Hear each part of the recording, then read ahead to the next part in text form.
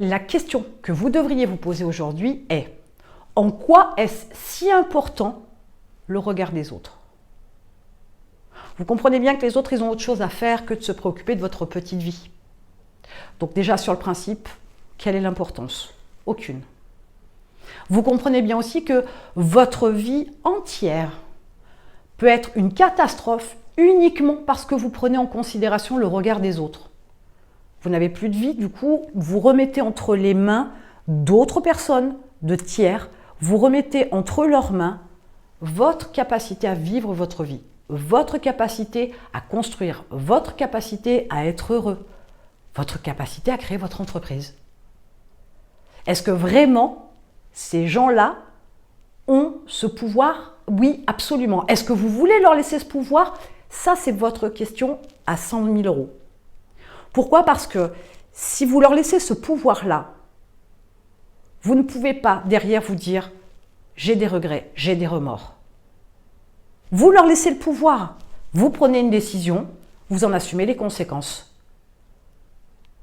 Et si vraiment profondément le regard des autres est important pour vous, faites une introspection.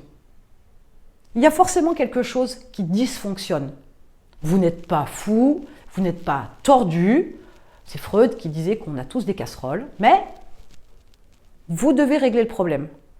Cette recherche d'attention, cette recherche d'appréciation, cette recherche d'affection est bien synonyme qu'il y a un vide quelque part, qu'il y a quelque chose qui ne fonctionne pas et vous avez besoin de ça pour faire un équilibre.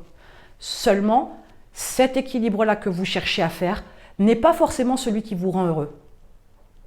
Vous êtes sans arrêt en train de vous modifier, de vous moduler, de vous peaufiner pour que le regard des autres soit ce que vous attendez d'eux. Mais vous n'avez rien à attendre des autres. Et je l'ai déjà dit, mais les autres, ils ont autre chose à faire que de se préoccuper de votre petite vie, donc ne vous focalisez pas là-dessus. Mais qu'est-ce que ça va changer? Qu'on vous aime ou qu'on ne vous aime pas? De toute façon, ça ne change rien, puisque sur le principe, dans la vie réelle, c'est comme ça. Sur Internet, c'est comme ça. Dans les rapports amoureux, c'est comme ça. Dans les rapports familiaux, c'est comme ça. C'est tout le temps comme ça. Il y a des gens qui vous aiment et il y a des gens qui ne vous aiment pas. Et en quoi est-ce important pour votre vie? Commencez par vous aimer, commencez par avoir confiance en vous, commencez par vous créer un environnement qui vous convient, qui fasse que vous êtes pleinement vous-même. Le regard des autres, on s'en moque. On s'en fout littéralement. Rien ne vous empêche de vivre au quotidien. Pourquoi vous continuez à fonctionner avec un équilibre qui n'est uniquement mis entre les mains que de tiers pour que vous soyez bien dans votre vie? Vous pourriez passer votre vie comme ça à vouloir tout le temps être apprécié, aimé, etc. Mais quel est l'intérêt? Vous vivez pour vous-même, vous ne vivez pas pour les autres. Donc recentrez-vous. Mais posez-vous la question à savoir en quoi est-ce si important pour vous le regard des autres.